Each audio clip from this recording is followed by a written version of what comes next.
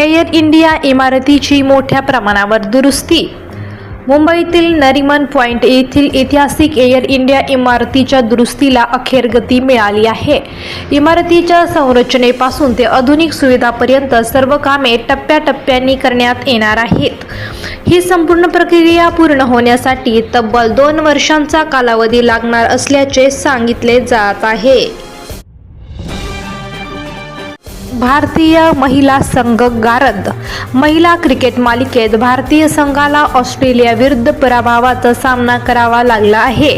Ellyse Perry आणि ॲशले Gordon यांना दमदार फलंदाजीसमोर भारतीय गोलंदाज प्रभू टाकू शकले नाहीत. फलंदाजांनीही अपेक्षित कामगिरी न केल्याने भारताच्या विजयाच्या आशांवर पाणी फेरले. आता पुढील सामन्यात दमदार पुनरागमन करण्याचे मोठे आव्हान भारतीय महिला संघासमोर असणार आहे. कुवेत बहारीनमधील अमेरिकी तळांवर आक्रमण. ट्रम्प यांच्या धमकीनंतर इराणचे प्रत्युत्तर.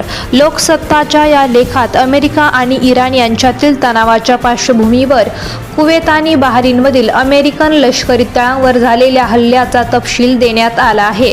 अहवालात राष्ट्राध्यक्ष डोनाल्ड ट्रम्प यांनी दिलेल्या धमक्या आणि इराणच्या या संभाव्य प्रत्युत्तराचा उल्लेख आहे, ज्यामध्ये होर्मुझची सामुद्रधुनी बंद करण्याचा इशाराचाही समावेश